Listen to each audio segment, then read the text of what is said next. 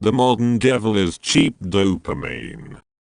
This is a quote from Naval Ravikant. If you don't know who Naval is, he is an entrepreneur, angel investor and philosopher. In fact, he's considered to be one of the greatest thinkers of this generation. What is the meaning of life? The real answer is because. Right? What is the meaning of life? Yeah, Because. you get to make up your own answer is the beauty. If there was a single answer, we would not be free. We would be trapped. Because then we would all have to live to that answer. Then we'd be Borg-like robots, each one competing with each other to fulfill that single meaning more than the others. Back to signaling, like I'm better at it than you are. But luckily, there is no answer. He has countless incredible quotes, but I wanted to focus specifically on this one. The modern devil is cheap dopamine. It's a very underrated quote. It hasn't got many likes or retweets, but it has most definitely changed my life. It's also something which I think everyone should learn about. It's a quote that doesn't quite hit until you understand it fully, so I want to explain why it's so powerful, and also how it has changed my life.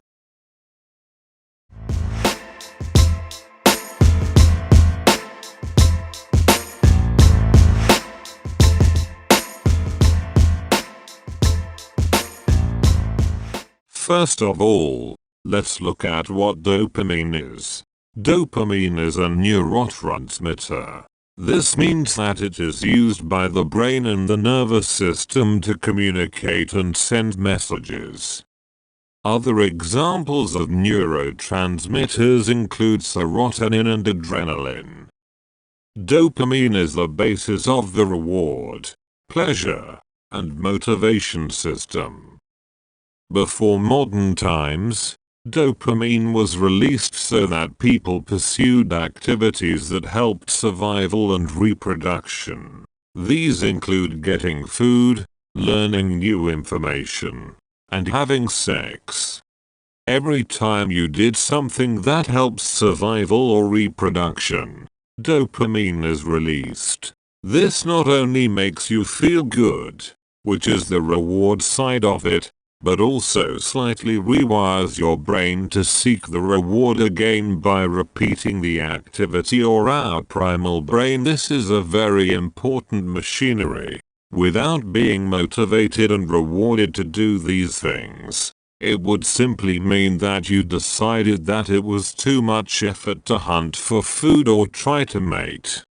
You would die without dopamine motivating you to do certain activities.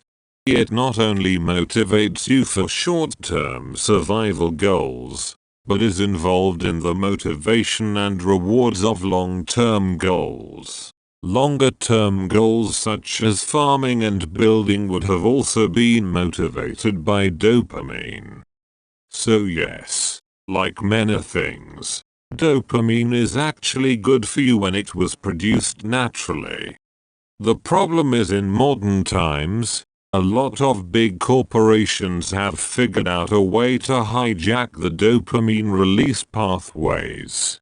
Things such as your smartphone, pornography, gaming, processed sugar and drugs led to big dopamine spikes which you can access very easily. Let's call this easily accessible dopamine, cheap dopamine. The problem with cheap dopamine is the very fact that it is cheap and easily accessible. Dopamine is actually produced during the activity that leads to the reward, not just at the reward stage. So for example, if you are hunting for food, the dopamine release comes from the hunting stage, not just the eating stage. In pre-modern times, most dopamine-releasing activities required a lot of effort. But since dopamine was released during the effort stage, we would have been motivated to do the hard work. With cheap dopamine, because it's so easily accessible, We get these dopamine spikes from very little effort, which rewires the brain to prefer to seek low-effort activities. The other problem is that a lot of dopamine is often released. Let's compare eating something sugary like a donut, and compare that with something like a salad. They both release dopamine when eaten, but the donut will release way more dopamine.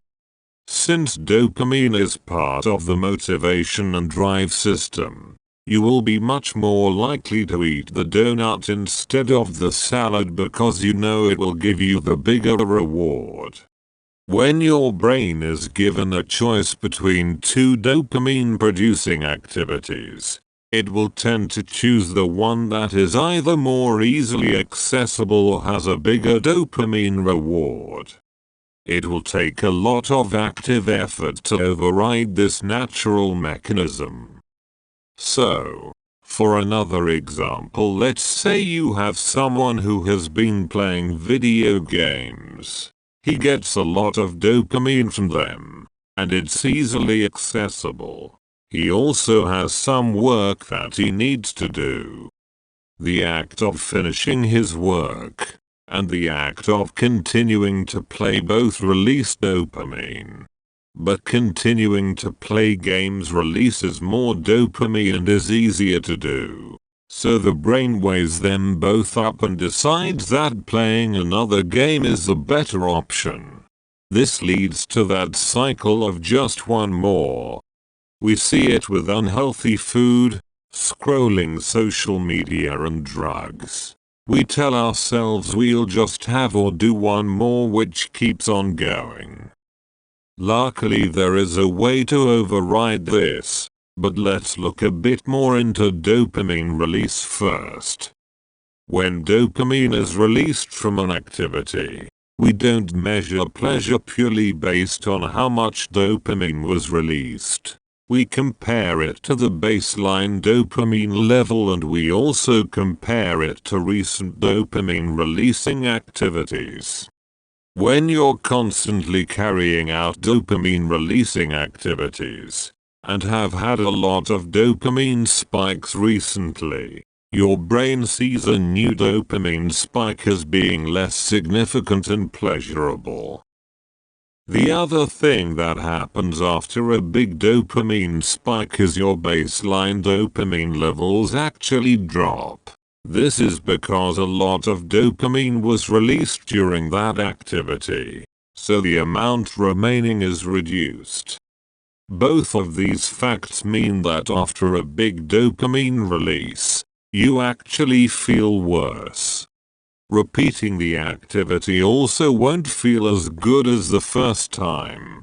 Being in this dopamine depleted state increases the likelihood that you will chase cheap dopamine as your brain is looking for ways to replenish your dopamine levels.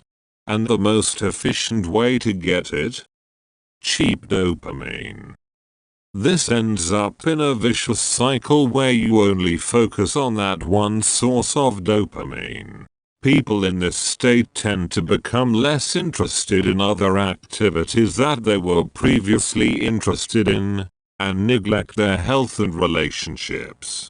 If this sounds similar to drug addiction, it's because it is. The dopamine pathway involved in getting you to repeatedly play games or swipe on your phone is the same dopamine pathway involved in drug addiction. The other problem that occurs in this state is you lose the ability to focus. When in a dopamine depleted state, there isn't enough dopamine available when carrying out longer tasks such as studying.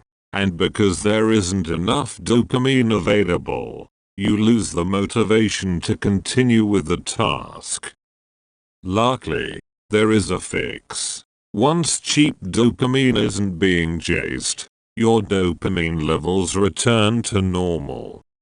Because you haven't had any crazy spikes in dopamine, normal activities start to feel good again and you're once again motivated to do them.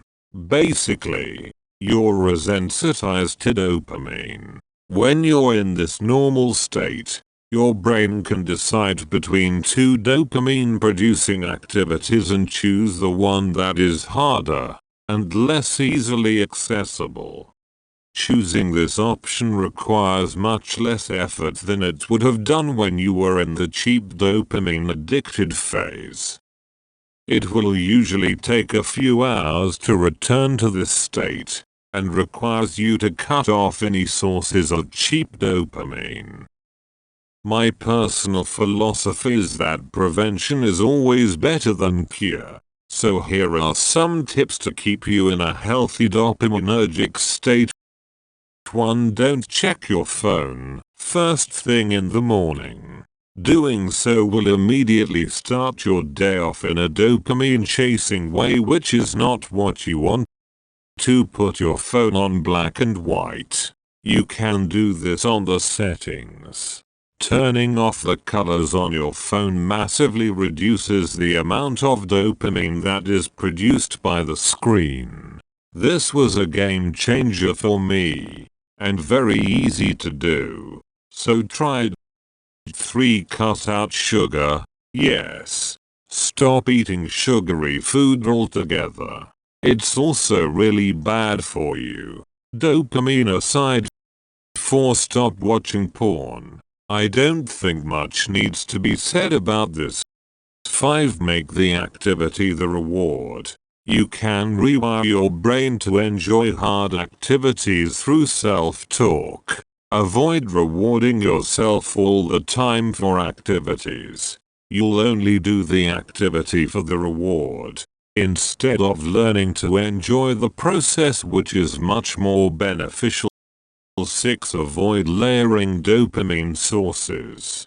By this, I mean try and do one thing at a time. Don't watch TV while eating food. Avoid having caffeine all the time before you work out. Again, you begin to do base activities due to the reward from the layered dopamine producing activity. There's a couple more things I want to talk about with this topic because I think it's a very important yet underrated topic in terms of our decision making. But I don't want to overwhelm you guys, so I'll keep it relatively short. Just this video and the tips will make a massive change to your life if you apply it anyway. So I don't think a lot more needs to be said. Anyway, I hope you guys enjoyed this video. Like, comment and subscribe if you did. It really helps the channel to grow.